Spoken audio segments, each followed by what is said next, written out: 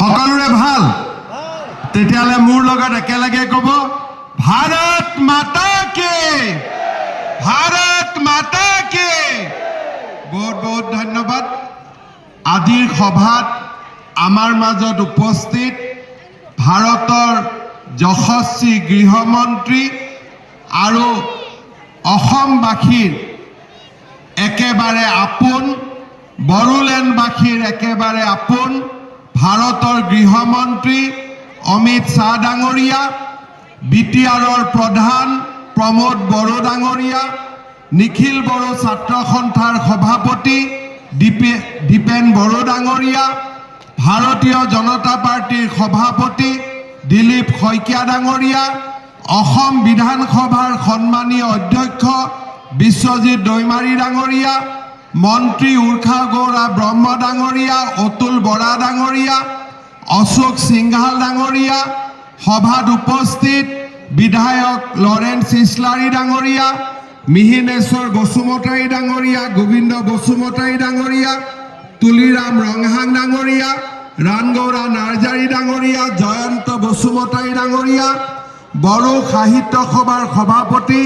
Doctor সুৰত নাৰ্জাৰী ডাঙৰীয়া কুসুম সৰকাৰী ডাঙৰীয়া ভাৰত চৰকাৰৰ গৃহ সচিব গোবিন্দ মোহন ডাঙৰীয়া ইণ্টেলিজেন্স ব্যুৰোৰ ডিৰেক্টৰ শ্ৰী তপন ডেকা ডাঙৰীয়া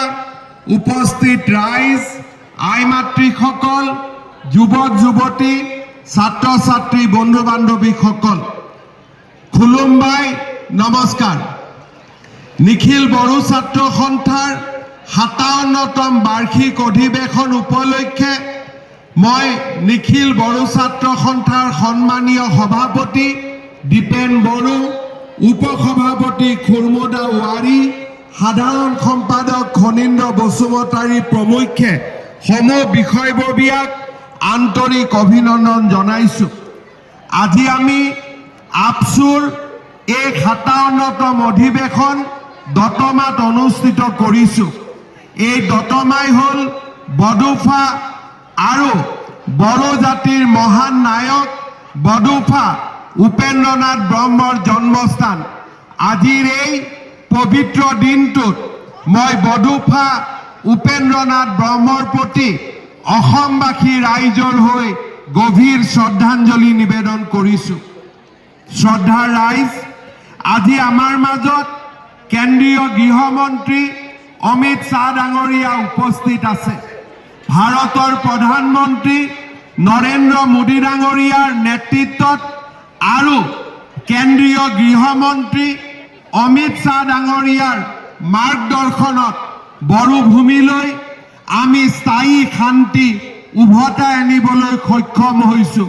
বড়ো জাতিৰ আত্মনিয়ন্ত্ৰণৰ অধিকাৰক আজি সমগ্ৰ দেশে স্বীকাৰ কৰি লৈছে মই তেনে এজন গৃহমন্ত্ৰী অমিত শ্বাহ ডাঙৰীয়াক সকলোতে এটা ডাঙৰ হাত চাপৰিৰে সম্বৰ্ধনা জনাবলৈ অনুৰোধ জনাইছো শ্ৰদ্ধাৰ ৰাইজ নিখিল বড়ো ছাত্ৰ সন্থাই বড়ো জাতিৰ উত্তৰণত আটাইতকৈ গুৰুত্বপূৰ্ণ ভূমিকা গ্ৰহণ কৰিছে 1967 চনৰ 15 ফেব্ৰুৱাৰীত কোকৰাঝাৰৰ ট্ৰাইবেল ৰেষ্ট হাউচত নিখিল বড়ো ছাত্ৰ সন্থা গঠনৰ গুৰুত্বপূৰ্ণ সিদ্ধান্ত লোৱা হৈছিল সেই দিনটোৰ পৰাই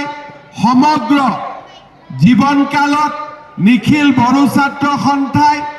অৰাজনৈতিক সংগঠন হিচাপে বড়ো জাতিৰ সৰ্বতো প্ৰকাৰৰ বিকাশৰ মূল নায়কৰ ভূমিকা গ্ৰহণ কৰিছে 1986 চনৰ 31 মেত দৰং জিলাত আপচুৰ অধিৱেশনত বডোফা উপেন্দ্ৰনাথ ব্ৰহ্মই নিখিল বড়ো ছাত্ৰ সন্থাৰ সভাপতিৰ দায়িত্ব গ্ৰহণ কৰিছিল তেখেতৰ নেতৃত্বতে বড়ো সমাজে আত্মনিয়ন্ত্ৰণৰ অধিকাৰৰ সপোন দেখিছিল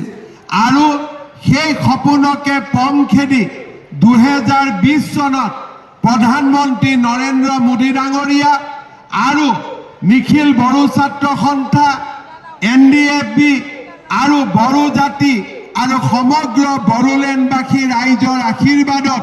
গৃহমন্ত্ৰী অমিত শ্বাহ ডাঙৰীয়াৰ নেতৃত্বত নিখিল বড়ো ছাত্ৰ সন্থা NDFB শান্তি চুক্তি স্বাক্ষৰ হৈছিল। শান্তি চুক্তি স্বাক্ষৰ হোৱাৰ পিছৰে পৰা আমি বড়ো জাতি আৰু বড়োলেণ্ডৰ সৰ্বাংগীন বিকাশৰ বাবে নিৰন্তৰ কাম কৰিছোঁ। মই আজি অত্যন্ত আনন্দিত যে আমাৰ বডোফা উপেন্দ্ৰনাথ ব্ৰহ্মৰ সপোনক আজি আমি বাস্তৱত ৰূপায়ণ কৰিবলৈ সক্ষম হৈছোঁ। কোকৰাঝাৰত আমাৰ নিখিল বড়ো ছাত্ৰ সন্থাৰ শান্তি চুক্তিৰ প্ৰাক মুহূৰ্তত বড়োলেণ্ড ইউনিভাৰ্চিটিয়ে আত্মপ্ৰকাশ কৰিলেও পূৰ্ণাংগ ৰূপ লোৱা নাছিল। আজি কোকৰাঝাৰত বড়োলেণ্ড ইউনিভাৰ্চিটিও হৈছে আৰু অহা 15 এপ্ৰিলৰ আগতে আমি কোকৰাঝাৰ বিশ্ববিদ্যালয়কো পূৰ্ণাংগ ৰূপ দিবলৈ গৈ আছো, যিয়ে বড়ো সমাজলৈ এক নতুন বৌদ্ধিক গতি নমাই আনিব। শ্ৰদ্ধাৰ ৰাইজ, ইয়াৰ লগতে আমি সংকল্প লৈছো যে আমি ওদালগুৰিতো বড়োলেণ্ড ইউনিভাৰ্চিটিৰ এটা নতুন কেম্পাছ নিৰ্মাণ কৰিম আৰু অহা 3 বছৰৰ ভিতৰত ওদালগুৰিত এখন নতুন মেডিকেল কলেজ নিৰ্মাণৰ কামো আমি হাতত ল'ম। শ্ৰদ্ধাৰ ৰাইজ, ইয়াৰ উপৰিও প্ৰধানমন্ত্ৰী নৰেন্দ্ৰ মোদী ডাঙৰীয়াৰ নেতৃত্বত গেলেফু আৰু কোকৰাঝাৰৰ মাজত যি নতুন ৰেল লাইনৰ প্ৰস্তাৱ কৰা হৈছে, এই নতুন ৰেল লাইনটোৱে সমগ্ৰ বড়োলেণ্ডৰ আৰ্থ সামাজিক পৰিৱেশৰো সম্পূৰ্ণ পৰিৱৰ্তন কৰিব। আমি ইয়াৰ লগে লগে বড়ো অঞ্চলৰ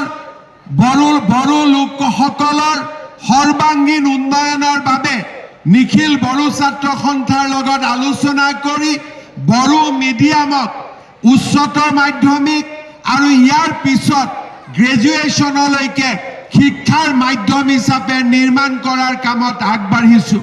কেইদিনমান আগতে অসম বিধানসভাত মই ঘোষণা কৰিছোঁ যে আমাৰ বড়োলেণ্ড অঞ্চলৰ 35খন উচ্চ মাধ্যমিক বিদ্যালয়ক আমি মডেল হাইস্কুললৈ ৰূপান্তৰ কৰিম, যাতে বড়োলেণ্ডত শিক্ষাৰ এক নতুন পৰিৱেশ নিৰ্মাণ হ'ব পাৰে। এই বছৰৰ অক্টোবৰ মাহত 8ৰ পৰা 10,000 যুৱক যুৱতীৰে লৈ আমি গুৱাহাটীৰ সৰুসজাই ষ্টেডিয়ামত বাগৰুম্বা আৰু বাৰদৈ চিখলাক আমি বিশ্বত প্ৰতিষ্ঠা কৰাৰ বাবে সামূহিক প্ৰদৰ্শনৰো ব্যৱস্থা গ্ৰহণ কৰিছোঁ। বড়োলেণ্ড অঞ্চলত 1200 মেগাৱাটৰ আৰু এটা নতুন শক্তি উৎপাদন কেন্দ্ৰ স্থাপনকে ধৰি আমি সমগ্ৰ বিটিআৰ অঞ্চলৰ আৰ্থ সামাজিক উন্নয়নৰ বাবে নিৰন্তৰ কাম কৰি আহিছোঁ। নিখিল বড়ো ছাত্ৰ সন্থাৰ অনুৰোধ ক্ৰমে আমি 31 মাৰ্চৰ দিনটো বডোফা উপেন্দ্ৰনাথ ব্ৰহ্মৰ উপজা দিনটো আমি সমগ্ৰ ৰাজ্যতে ছাত্ৰ দিৱস হিচাপে পালন কৰিছোঁ আৰু এইবাৰ আমি সিদ্ধান্ত লৈছোঁ যে দতমাত থকা বডোফাৰ সমাধিক আমি ৰাজ্যিক পৰ্যায়ৰ সমাধিৰ স্বীকৃতি দি ইয়াক আমি সুন্দৰভাৱে সজাই পৰাই তুলি প্ৰতি বছৰে 1 মে তাৰিখে বডোফাৰ মৃত্যু দিনটোক আমি আনুষ্ঠানিকভাৱে ৰাজ্য চৰকাৰ আৰু বিটিআৰে একেলগে প্ৰত্যেক বছৰ আমি দতমাত পালন কৰিম, তেনে সিদ্ধান্ত আমি গ্ৰহণ কৰিছোঁ। শ্ৰদ্ধাৰ ৰাইজ, আমি বিচাৰোঁ যে বড়ো চুক্তি আখৰে আখৰে পালন হওক। আজি আমি বড়ো চুক্তিৰ পিছত 81খন গাঁও নতুনকৈ বিটিআৰত সমাহিত কৰিছোঁ। বড়ো ভাষা সংৰক্ষণৰ কাৰণে বড়ো ভাষাৰ সঞ্চালকালয় নিৰ্মাণ কৰিছোঁ। বিটিচিৰ বাহিৰৰ বড়োসকলৰ বাবে বড়ো কছাৰী স্বায়ত্তশাসিত পৰিষদ আমি নিৰ্মাণ কৰিছোঁ। আজি আমি শোণিতপুৰ, বিশ্বনাথ সকলো ঠাইতে থকা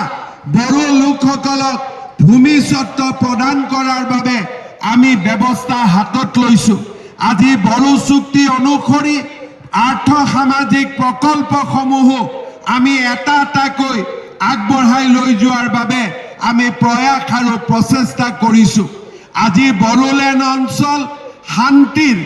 এক নতুন দ্বীপলৈ পৰিণত হৈছে, বিগত 17 ফেব্ৰুৱাৰী তাৰিখে অসম বিধানসভাৰ অধিৱেশন